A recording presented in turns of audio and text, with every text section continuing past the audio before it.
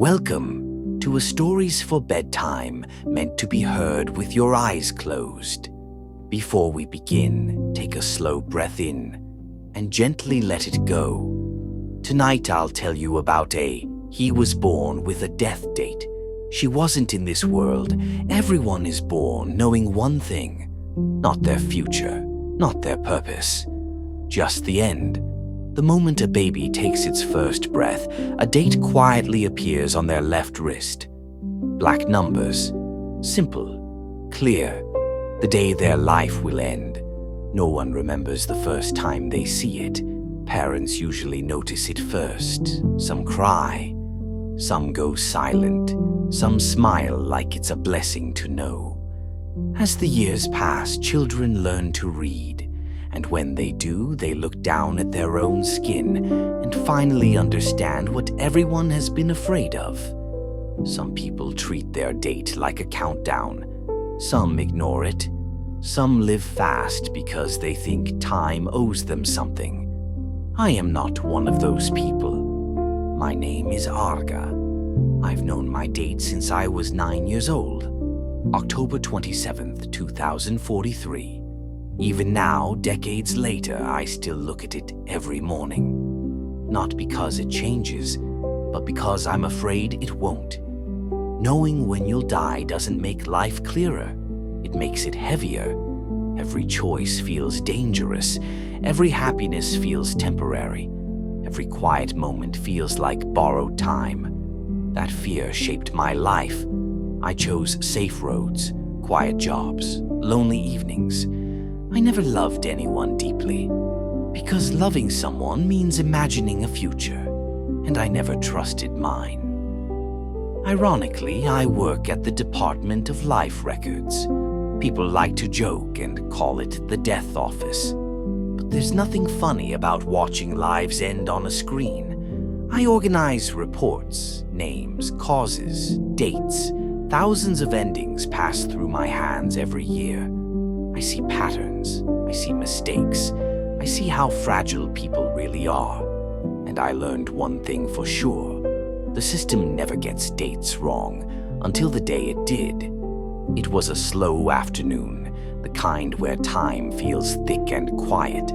I was reviewing a routine data batch when one file refused to load properly.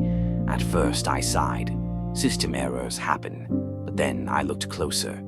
Name: Nara, date of birth, recorded date of death. Nothing, not delayed, not hidden, just empty. My heart started beating faster. I refreshed the screen, checked another terminal.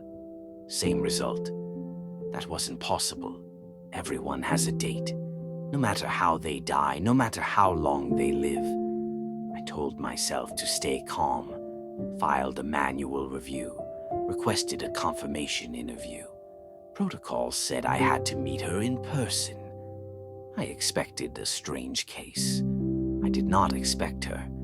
Nara walked into my office like she belonged anywhere. Soft steps, calm eyes, a gentle smile, like she wasn't carrying a secret that could break the world. "Hi," she said casually. "You're the one who called me?" I nodded, unable to speak. My eyes went straight to her wrist, bare skin, no numbers, no ending. She noticed my stare and smiled again. "You're looking for this, right?" She turned her wrist slightly, showing me the emptiness. For the first time in my life, I was sitting across from someone who did not know when she would die. And for reasons I couldn't explain, it felt like my own countdown had just begun. For a few seconds, neither of us spoke. The room felt quieter than usual, like the air itself was listening. I had reviewed thousands of death records before. I had memorized patterns, averages, and probabilities. But Nara broke all of them just by sitting there. "Is something wrong?" she asked gently. Her voice wasn't nervous, it wasn't defensive. It was calm, like she was asking about the weather. I cleared my throat. "Your file is incomplete," I said carefully. She nodded. I know. That simple answer shook me more than panic ever could. You don't have a death date, I continued. It's not delayed or protected. It's not there at all. She leaned back in her chair and smiled faintly. I've been hearing that my whole life. I didn't understand how someone could live like that. In this world, people plan their careers, marriages, even their last vacations based on a number printed on their skin. But doesn't it scare you? I asked, not knowing. She thought about it for a moment. Sometimes, she said honestly, but most days it feels lighter. Lighter. That word stayed with me. I watched her hands as she spoke. No tension, no shaking. Just relaxed fingers resting on the table. I don't wake up counting years, she continued. I don't avoid things because I might waste time. I just live the day I'm in. I realized then how different we were. I lived ahead of my life. She lived inside it. Our meeting was supposed to last 15 minutes. It lasted over an hour. We talked about small things. Her favorite places to walk at night, music she listened to when she couldn't sleep, how people stared at her wrist before they ever looked at her eyes. They try to guess, she said with a soft laugh. Some think I'm cursed, some think I'm blessed. What do you think? I asked. She looked at me, really looked at me. I think I'm just human. When she left, my office felt empty in a way I couldn't explain, like something warm had passed through and taken the air with it. That should have been the end. I should have filed a report and moved on, but I didn't. I called her again the next day, then the next week. At first, it was for follow-up questions, then for coffee, then just to talk. Being with Nara felt strange and peaceful. Time didn't press against my chest when I was with her.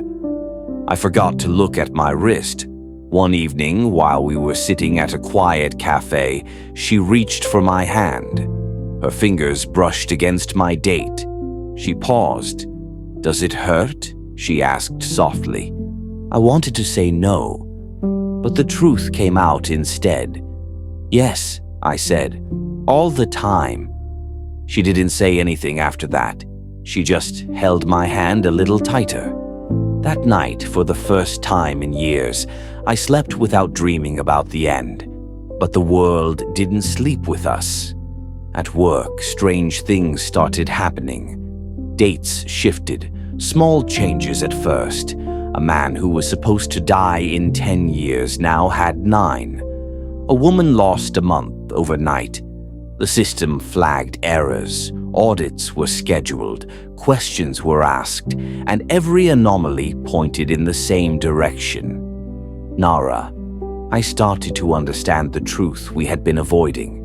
Being close to her didn't just change how people lived, it changed how long they lived. And loving her might cost me everything I had left. They came for her quietly. No warning, no announcement. No official letter. One evening, I went to Nara's apartment like I always did. The hallway lights were on. The door was unlocked.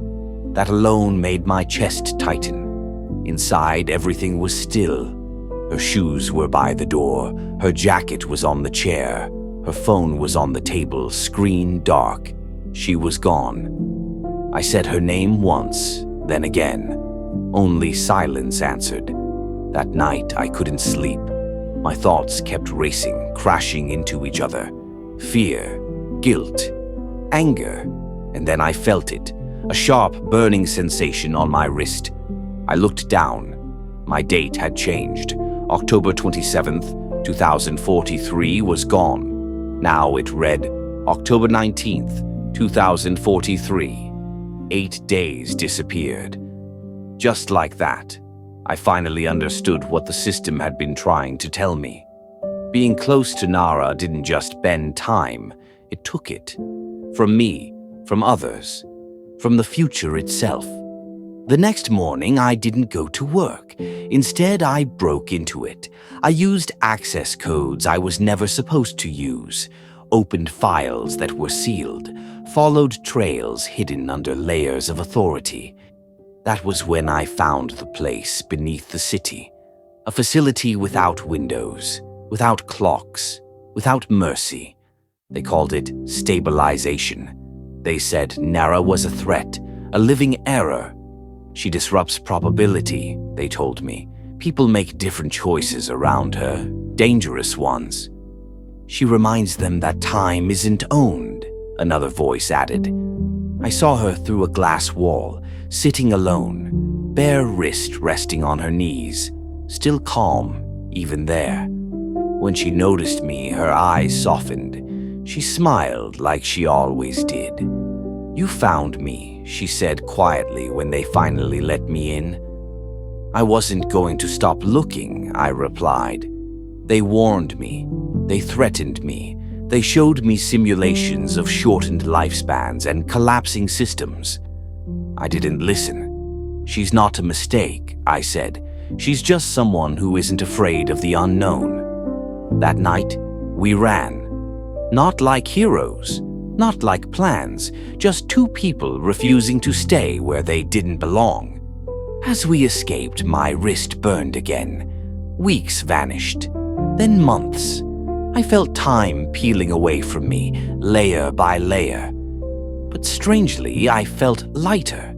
Because for the first time in my life, I wasn't running from the end. I was running towards something that felt real. After that, the world felt quieter. Not peaceful, just unsure. We stayed away from cities, away from systems that counted and calculated. We lived near the sea, where time moved slowly and no one asked questions. I stopped checking my wrist. I didn't need to. I could feel how little I had left. Not in fear, but in clarity. One evening, as the sun sank into the water, Nara sat beside me. The wind played with her hair. The sky was soft with fading light. "I need to ask you something," she said. I nodded. "If being with me is stealing your time," she continued, "why don't you leave?" I took a long breath, because the answer was simple and heavy. "Because before you," I said, "I was alive, but I wasn't living. I was just waiting to end." She looked down. Tears quietly fell onto the sand. "I never wanted to hurt you," she whispered. "You didn't," I said. "You gave my time meaning." That night, my wrist was almost empty. The numbers faded, like ink left in the sun too long. The system no longer knew what to do with me. In the morning, the world corrected itself. Dates returned, records stabilized, people went back to living safely. Except for me. To the system, I disappeared. They said I died early, that I made the wrong choice. But here's the truth they will never record. I did not lose my life. I spent it. I spent it laughing without counting minutes, holding someone without fear of tomorrow, living days that felt full instead of long. Before the end came, Nara made a promise. "If you go first," she said, "I'll live enough for both of us." "And if I don't?" I asked. She smiled through tears. "Then we keep breaking the rules." At the edge of death, with the sea breathing beside us, I understood something simple and final. Time is not what makes life valuable. Love is. And loving her was the only future I ever needed. Now let the calm of this story settle within you. Let your breathing slow, your body relax. Think of Johann's courage, the guardian's patience, and the magic that blooms from kindness, and drift into sleep knowing that goodness, even in small acts, always returns in ways beyond imagination. Good night, and sweet dreams.